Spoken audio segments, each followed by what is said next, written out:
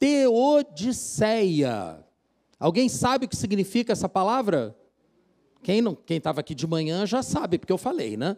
Mas alguém? Teodiceia? Teodiceia é o estudo, é a análise, é a busca pela compreensão do sofrimento humano. Como Deus, todo-poderoso, todo amor, pode permitir que o homem sofra, que as suas criaturas sofram. E essa análise, essa busca por respostas na Bíblia, ganhou esse nome bacana. E ora, quem de nós aqui já não passou por momentos difíceis? Quem de nós aqui nunca teve uma oração que não foi respondida? Quem de nós aqui não sofreu? E nessas horas é muito comum nós ficarmos chateados com Deus, perdermos a fé, nos afastarmos. E hoje, o que nós vamos encontrar no texto bíblico não é exatamente uma resposta ao problema do sofrimento, porque não é tão simples assim. Mas são orientações que nos ajudarão a lidar com essas questões quando estivermos passando por elas. Porque nem sempre Deus nos dá o livramento. Nem sempre. E hoje, como eu disse para vocês, nós veremos no livro de Atos, temos visto, né? Relatos de intervenções milagrosas de Deus na vida daqueles primeiros cristãos. Não apenas os apóstolos, mas todos aqueles que se juntaram a esse grupo. Nós cremos que os atos do Espírito Santo não cessaram naquela época. Não ficaram restritos ao tempo dos apóstolos. Nós cremos que o Espírito Santo continua vivo e atuante nos dias de hoje. Nós cremos nisso. Sabemos que há irmãos que creem no Senhor Jesus, e, portanto, são nossos irmãos, que não creem que o Espírito Santo continue atuando nos dias de hoje. São justamente chamados de cessacionistas. Para tudo na teologia tem termo, tá, gente? O pessoal fica lá 4, 5, 6, 10 anos, tem que ficar estudando alguma coisa.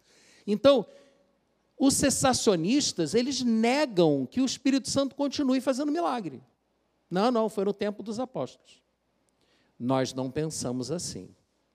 Mas existe um outro extremo, tão problemático, talvez até mais problemático, que é o extremo da teologia da prosperidade. Dos movimentos de fé, em que, e é importante, óbvio que precisamos reforçar a nossa fé e estimular as pessoas a agirem e viverem com fé, lógico, mas o problema desses movimentos, o problema dessa teologia triunfalista, é que ela tende, estou fazendo uma pequena generalização, tende a ser ufanista e a negar a realidade, porque a realidade não se encaixa naquela convicção que é apregoada. Esses movimentos podem chegar ao ponto de terem fé na fé, e não em Deus. Como assim fé na fé? Dizem que se você tiver fé, Deus é obrigado a fazer o que você está pedindo. Opa! Onde é que encontraram isso na Bíblia? Por isso que muitas pessoas dizem que esse grupo é verdadeiramente herético, porque está trazendo coisa que não está na Bíblia. Da mesma forma que também não está na Bíblia que os dons eram só para o tempo dos apóstolos, né? Mas como a Bíblia se encerrou no tempo dos apóstolos, não tem como ter outra coisa. Mas é sério, é muito sério, eliminar a soberania de Deus e subordinar Deus à fé das pessoas. E o pior é que é apregoado que, se você tiver fé, tudo será possível. E você conseguirá tudo o que você pedir, desde que você tenha fé. E aí você não é curado, vai conversar com a pessoa que te disse aquilo e ainda sai dali com a acusação de que, se não foi curado, é porque não tem fé. A culpa é sua, não é do apóstolo. Então, meus irmãos, esses extremos, a negar a ação do Espírito Santo nos dias de hoje e afirmar que a soberania de Deus está subordinada à nossa fé, são dois extremos muito perigosos. Poxa, Leonardo, mas de que maneira eu posso aplicar essa questão teológica à minha vida? É isso que a gente vai ver aqui agora. Atos, capítulo 12. Atos do Espírito Santo. Aí eu quero perguntar para você, antes de começarmos a leitura, já que eu estou afirmando aqui que o Espírito Santo continua produzindo seus atos no dia de hoje, quem é que viu recentemente algum ato do Espírito Santo aí? Nem todos, mas algumas pessoas presenciaram ações sobrenaturais de Deus. Viram coisas impossíveis de serem vistas, ouviram coisas impossíveis de serem ouvidas. Viveram experiências que não têm explicação. E nós cremos que é a ação de Deus. Esses são os atos do Espírito Santo. E nós sabemos que o propósito desses atos, o propósito desse mover de Deus, já vimos isso, é um padrão que se repete. Os atos do Espírito Santo acontecem, então as pessoas têm sua atenção atraída para aquele movimento do Espírito, e então é pregada a palavra da salvação. E o que transforma as vidas é a palavra de Deus, é o evangelho da paz, não é o milagre. Milagre não salva ninguém. Mesmo a pessoa sendo curada, isso não significa, sobrenaturalmente, não significa que ela vá entregar a vida dela para Jesus. Lógico que vai chamar a atenção dela, mas junto com a ação de Deus, tem que vir a mensagem. Porque essa é a nossa função, como também já vimos. Nós somos embaixadores de Deus, mensageiros da promessa da reconciliação. Nós somos ministros da reconciliação. Temos que ir e pregar o evangelho da paz, a mensagem da reconciliação. E se você não estiver fazendo isso, você pode estar apenas se omitindo. Se assim for, eu creio que o Espírito Santo vai começar a te incomodar, se é que já não está te incomodando, para ir e falar com aquela pessoa, que ela pode crer que Deus a ama, que Deus quer agir na vida dela. Mas e se Deus não agir? A palavra de Deus nos promete que Deus vai cuidar da gente. Só que a vontade de Deus nem sempre é compreendida por nós. Então, não podemos nos omitir.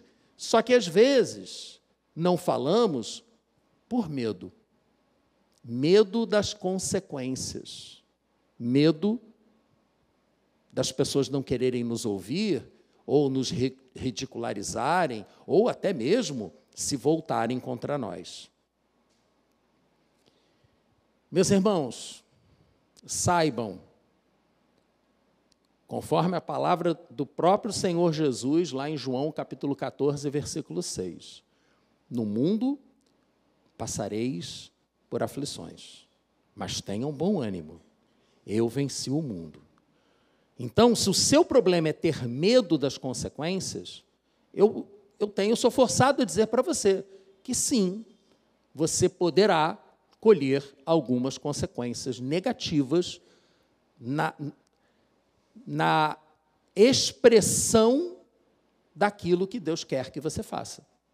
Ao executar a vontade de Deus, você poderá sofrer algumas consequências. Foi o que aconteceu com os discípulos. Então, vejamos, finalmente, Atos, capítulo 12, a partir do versículo 1. Nessa ocasião, que estava acontecendo antes, lá em Atos 8, não vem ao caso aqui agora, o rei Herodes prendeu alguns que pertenciam à igreja com a intenção de maltratá-los e mandou matar à espada Tiago, irmão de João.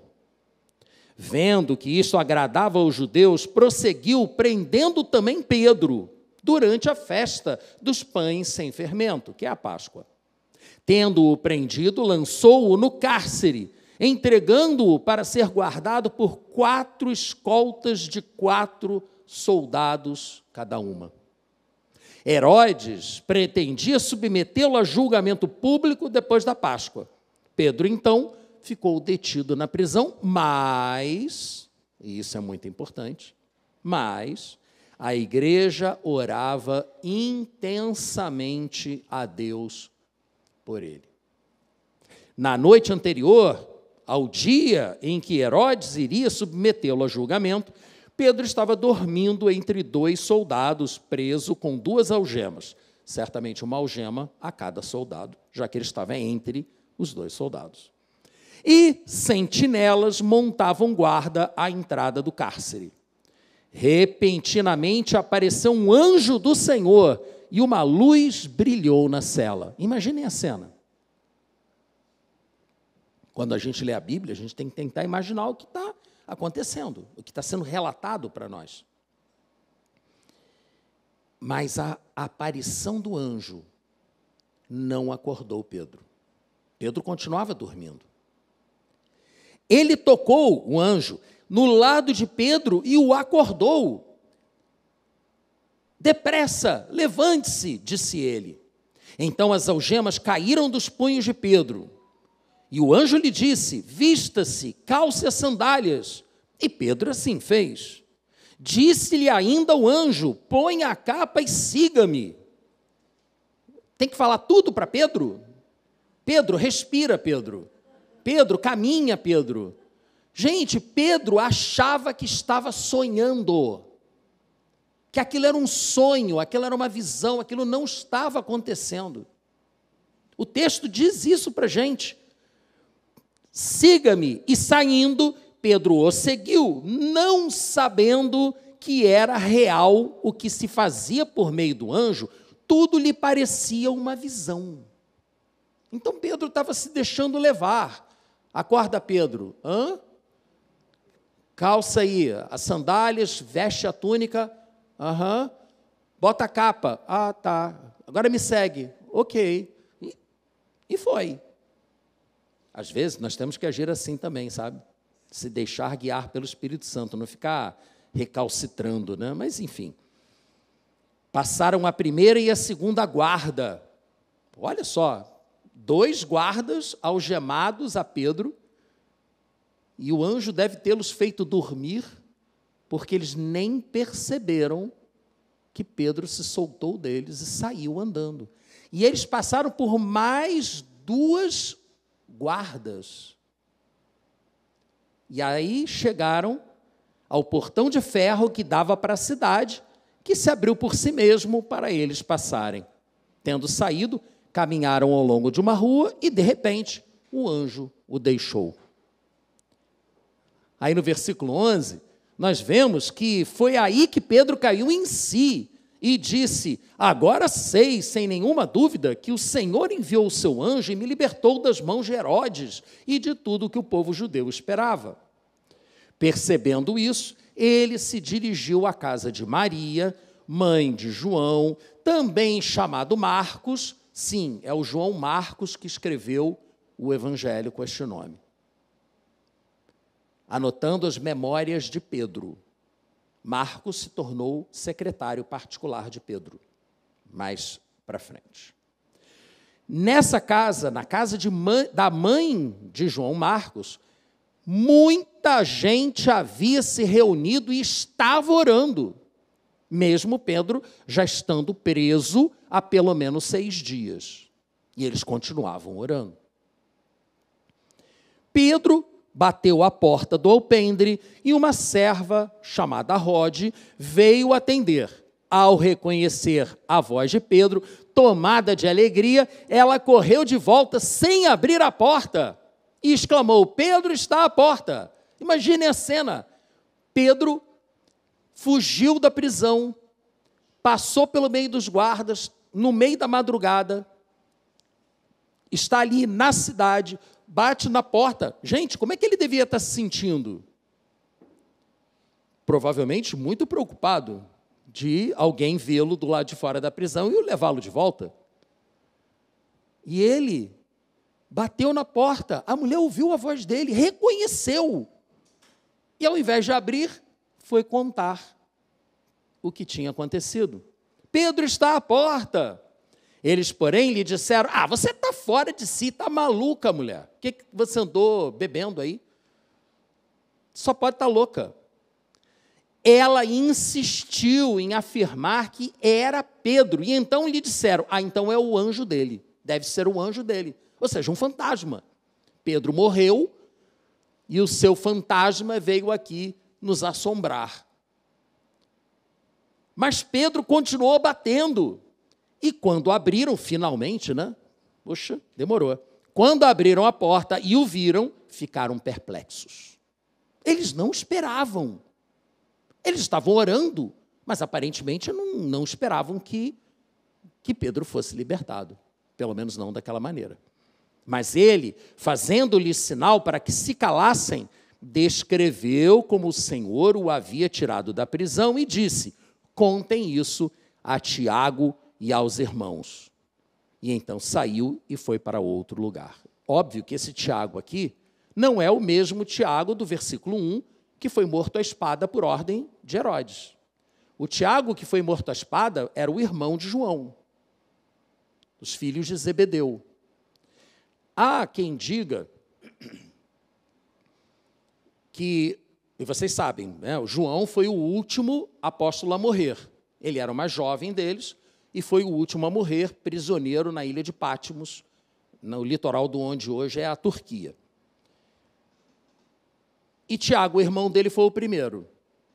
Alguns acreditam que é por conta daquela tentativa da mãe dos dois de conquistar espaços privilegiados para os seus filhos no reino de Deus. Senhor, quando voltares e montares o seu reino, sentares em seu trono, coloca um dos meus filhos à tua direita e outro à esquerda. Ele disse: mulher, você não sabe o que você está pedindo. Você não sabe o que você está pedindo. Porque ela estava achando que o reino dele ia ser um reino humano, de influência e poder. Mas o reino dele era um reino que começava com a sua própria morte, seguida da ressurreição. Louvado seja Deus. E ele então disse para ela que não cabia a ele, Jesus, escolher quem se sentaria à sua direita e à sua esquerda. E isso era uma escolha de Deus. E aí, coincidentemente ou não, um dos dois foi o primeiro a morrer e o outro foi o último. Então, este Tiago, que lemos aqui no versículo 17, é o irmão de Jesus, o autor da carta de Tiago, que está na nossa Bíblia. E o que ele fez depois disso? Ficou lá para orar com eles, tomar um cafezinho com eles? Fugiu. Ele foi embora de Jerusalém. Não, meu amigo. Quem passou por uma situação como essa não quer passar de novo. Botou o pé no mundo. De manhã, não foi pequeno o alvoroço entre os soldados quanto ao que tinha acontecido a Pedro. Fazendo uma busca completa e não o encontrando, Herodes fez uma investigação entre os guardas e ordenou que fossem executados. Uau! Terrível, né? Mas era a lei. Um guarda, se permitisse que um prisioneiro escapasse, um prisioneiro capital, escapasse, ele pagaria com a sua própria vida.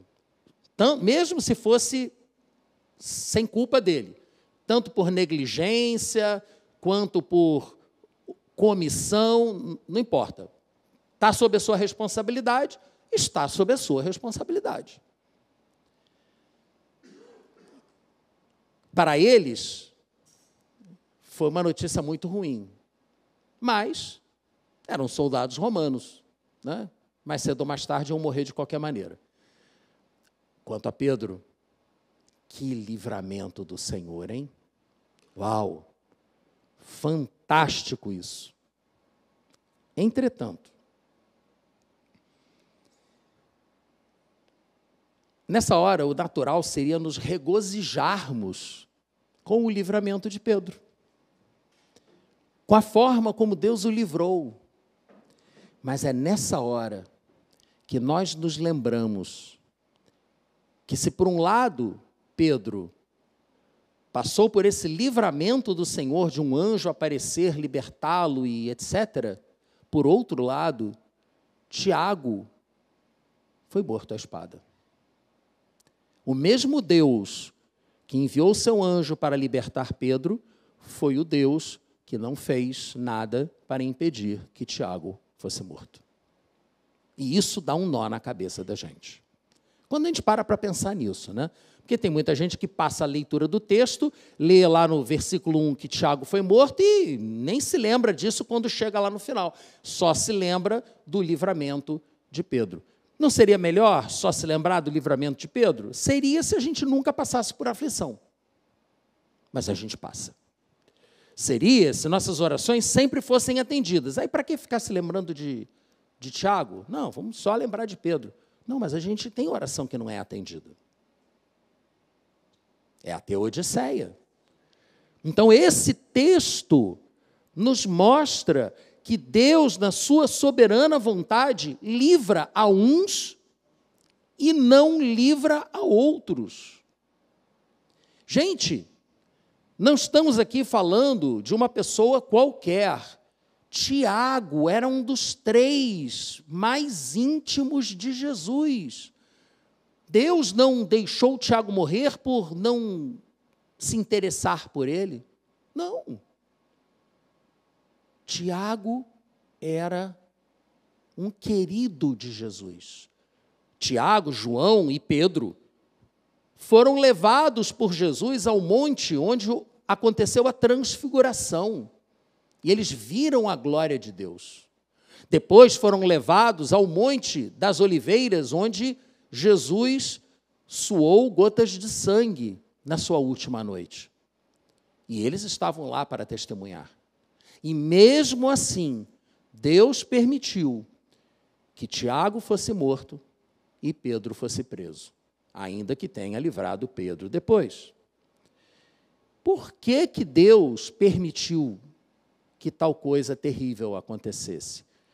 Pelo mesmo motivo que Ele permite que coisas ruins aconteçam com a sua vida. Deus tem uma vontade soberana, que a palavra de Deus diz que é boa, perfeita e agradável, mas é boa, perfeita e agradável de forma macro. Nós somos bilhões de pessoas na Terra. Uma parte significativa destas já nasceram de novo em Cristo Jesus. Mas essas pessoas continuam sendo mortas. Gente, é só você olhar. As perseguições a cristãos estão aceleradas. Cristãos estão sendo mortos em vários lugares do mundo. Por que Deus permite que uns vivam e outros morrem? Só tem um motivo, só tem uma explicação possível. Na sua soberana vontade, Deus define quando você irá se encontrar com Ele. É Deus quem define, não somos nós. E aí eu me lembro de uma declaração de Paulo, que também entregou sua vida a Jesus e passou por grandes sofrimentos. Eu vou ler para você apenas um versículo, em Romanos capítulo 14, versículo 8. Ele disse assim: se vivemos, vivemos para o Senhor, e se morremos, morremos para o Senhor. Assim, quer vivamos, quer morramos, pertencemos ao Senhor. O início da compreensão da ação de Deus não ser exatamente como nós gostaríamos que fosse, passa pela compreensão de que nós não pertencemos mais a nós mesmos. Nós fomos comprados pelo precioso sangue de Jesus. Deus nos comprou, entregando a vida do Filho dele em nosso lugar. Então, a nossa vida não nos pertence mais, pertence ao Senhor.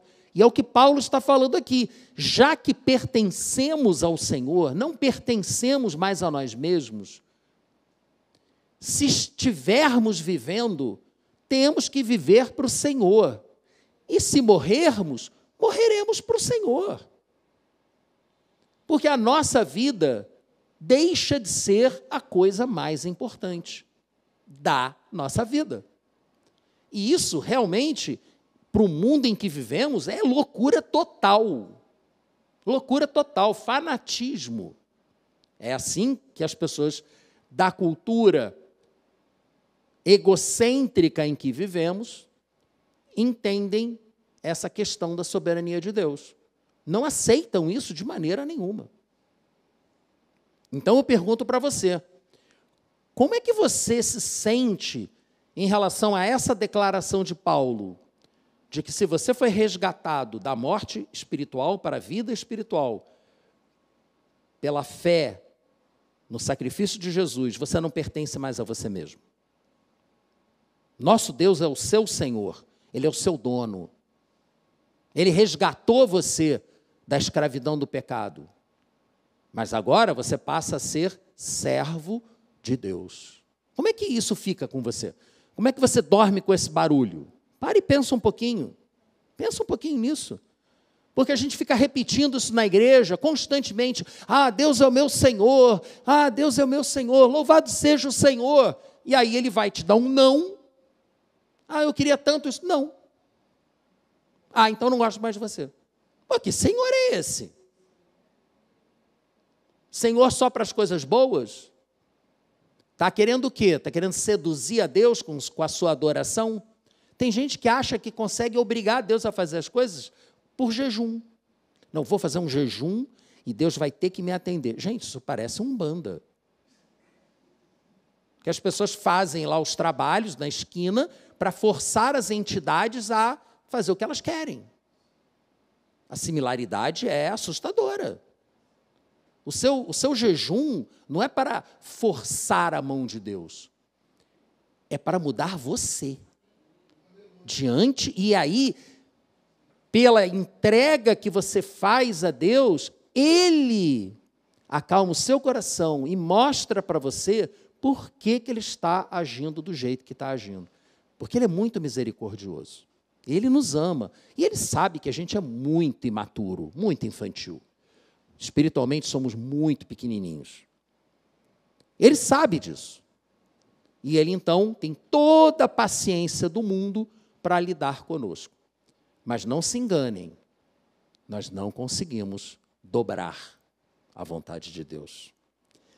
E aí chegamos a Hebreus capítulo 11, que eu não vou ler para vocês o capítulo todo, mas eu recomendo com empenho que você leia, porque é um capítulo que começa falando daqueles que venceram pela fé, os heróis da fé. Mas, de repente, ele fala daqueles que morreram pela fé. Então, ele diz que, pela fé, uns foram libertos do fogo e da boca de leões, outros, também pela fé, foram cerrados ao meio e passados ao fio da espada. Como foi Tiago? Tiago foi passado ao fio da espada porque tinha fé, não porque não tinha fé. Até porque você precisar ter fé para que Deus te livre, então significa que Pedro, 20 anos depois, perdeu a fé, né? Porque 20 anos depois Pedro foi morto. Foi crucificado de cabeça para baixo. Perdeu a fé, será? Será que Tiago morreu porque não tinha fé? E Pedro se salvou porque a igreja estava intercedendo por ele? Lógico que a intercessão da igreja é importante. Lógico. Mas o que prevalece é a vontade de Deus. Meus irmãos, como nós acabamos de cantar aqui, Deus é Deus. Ele é Deus quando nos livra da morte, e Ele é Deus quando nos leva para a sua presença. Ele é Deus quando atende a nossa oração, nos curando, nos libertando, mas Ele também é Deus quando Ele diz não, e quando Ele chama aquela pessoa querida por quem você tem clamado e clamado e clamado e jejuado, e a pessoa vai embora. Chegou a hora dela. Por que Deus quis levar aquela pessoa naquele momento? Por que não esperar mais um tempo? Vontade soberana de Deus. Nem sempre seremos capazes de compreender a vontade soberana de Deus.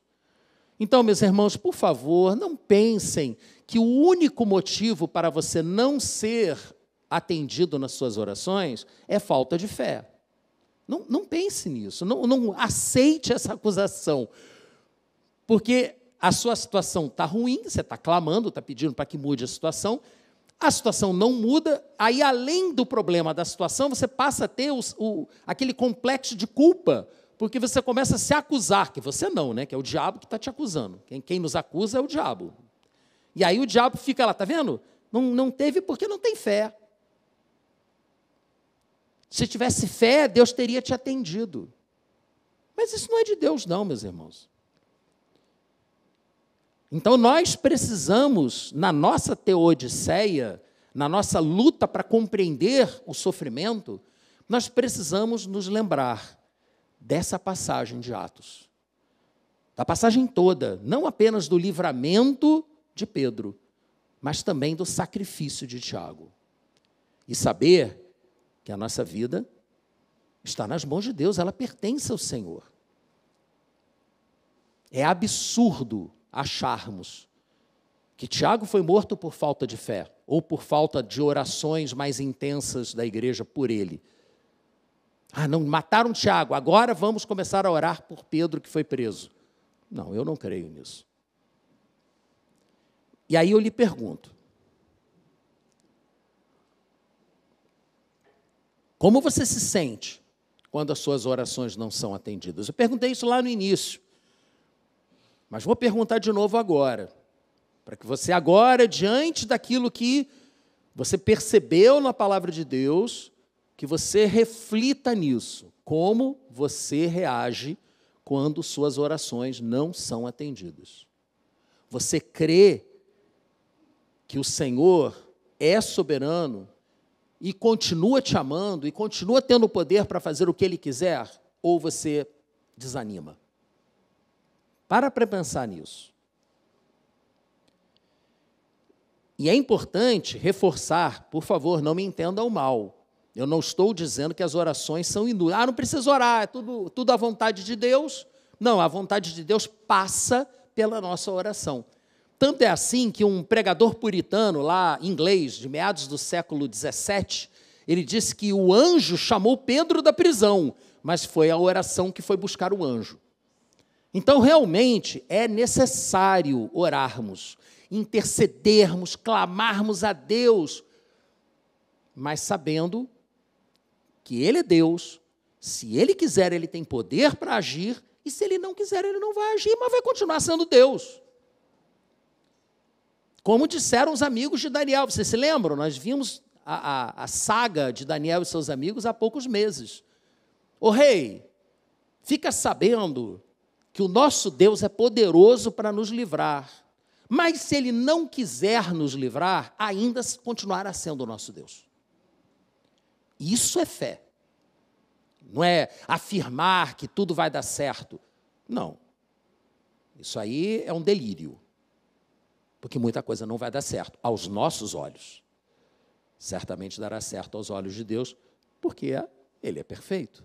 Então, a oração da igreja é fundamental. Nós vimos ali em 12:5 que a igreja orava intensamente a Deus por Pedro, e vimos em 12:12 que muita gente havia se reunido e estava orando. Então, temos que nos reunir para orar. Temos que fazer isso. Nós oramos muito pouco, meus irmãos. Muito pouco. A gente só tem uma reunião de oração presencial por mês, na última sexta-feira do mês. Como eu disse, nesse mês vai ser convertida numa caminhada de oração.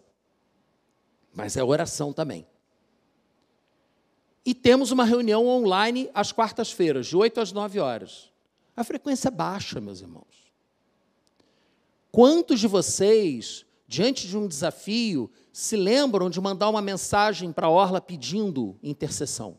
Quantos? Eu recebo muito poucas mensagens. Normalmente eu fico sabendo que alguém está com algum problema por uma terceira pessoa. Pastor, está sabendo que fulano está doente? Não, fulano não me avisou, como é que eu vou ficar sabendo? A não ser que o Espírito Santo me avisasse, me cutucasse, Leonardo, ora por fulano, porque fulano está com um problema. E eu sei que ele faz isso. Ele faz isso. Mas não é o normal, é uma exceção. Milagres são exceções. Se a gente ficar achando que vai ter milagre todo dia, a gente vai se frustrar. Mas pode acontecer, sim, dele me acordar e botar na minha cabeça de orar por alguém. Óbvio que eu vou fazer isso. Óbvio. Mas fica mais fácil se você disser que está precisando de ajuda. Os cristãos de Jerusalém não tentaram ganhar apoio entre o povo ou entre as lideranças políticas para soltar Pedro. Eles sabiam que era inútil. O único poder capaz de livrar Pedro era o poder de Deus. Então eles foram clamar ao Senhor. E eles continuaram crendo no poder de Deus, mesmo Tiago tendo sido morto alguns dias antes. Eles não desanimaram, eles perseveraram. Meus irmãos, as circunstâncias humanas eram irreversíveis, mas eles oraram. O problema era insolúvel, mas eles oraram. Eles não podiam fazer nada na terra e, portanto, buscar auxílio no céu. Precisamos orar mais. Uma igreja unida em oração pode mover os céus, abalar o inferno, provocar grandes mudanças na terra. Nada é impossível para Deus. Nada é impossível para Deus. E Jesus disse, nada é impossível para quem crer. Nós sabemos agora, com certeza, que nada é impossível dentro da vontade de Deus. Você vai contribuir para que a vontade de Deus se faça, Deus atende. Porque cremos que o caminho não está demarcado sem oportunidade de mudanças de percurso. A gente tem muita liberdade para mudar o percurso. O importante é chegar em Nínive. Se você vai ser primeiro parar dentro de um peixe ou não, aí é contigo. Aí a escolha é tua. Vai direto para Nínive ou vai para o barco, para brincar na tempestade? A escolha é sua. Mas você vai chegar lá. Mas o caminho, tem vários caminhos para você chegar lá. A vontade de Deus no final vai se cumprir. Mas ele é muito criativo, ele consegue mudar as coisas de tal maneira que aconteça o que ele quer que aconteça. E cada um de nós agindo com a sua liberdade de escolha. Isso é que é fantástico, é um milagre. Isso é sobrenatural. Como é que ele consegue nos persuadir a fazer as coisas que ele quer que a gente faça? Meus irmãos, orar é unir-se ao Onipotente. É isso que a gente precisa fazer. E se ele não nos livrar, ele nos consolará. Ele nos abraçará. E sentiremos que ele está conosco, que não estamos sozinhos. Aí eu tenho que te perguntar, né?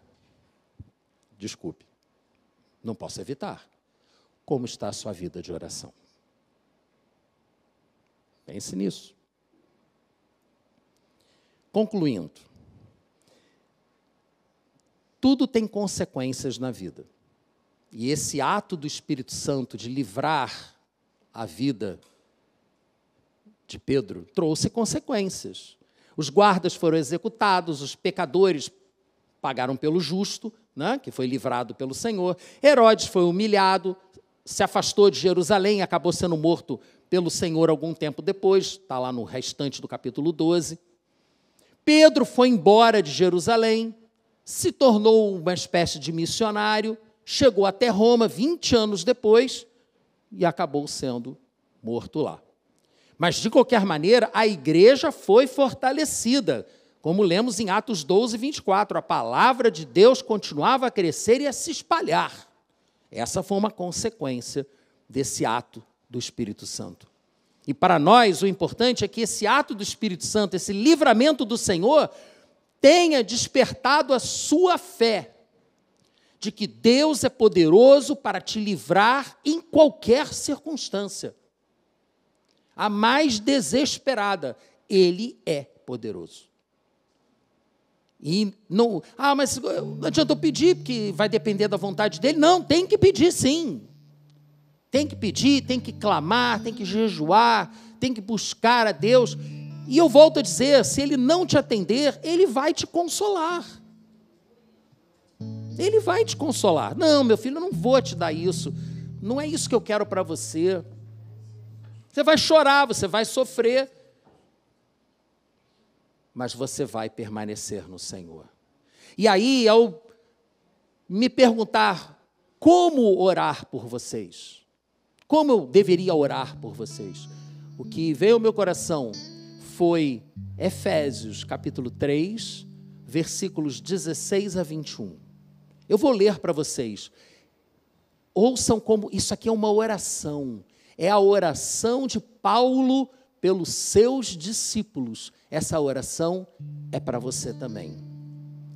Eu oro para que com suas gloriosas riquezas, Ele, o nosso Deus, os fortaleça no íntimo do seu ser com poder, por meio do seu Espírito, para que Cristo habite em seus corações mediante a fé. E oro para que vocês, arraigados e alicerçados em amor, possam, juntamente com todos os santos, compreender a largura, o comprimento, a altura e a profundidade. Do quê?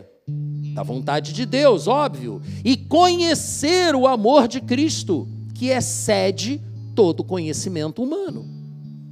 Para que assim vocês sejam cheios de toda a plenitude de Deus. Ora, aquele que é capaz de fazer infinitamente mais do que tudo o que pedimos ou pensamos, de acordo com o seu poder que atua em nós, a Ele seja a glória na igreja e em Cristo Jesus, por todas as gerações, para todo sempre. Amém.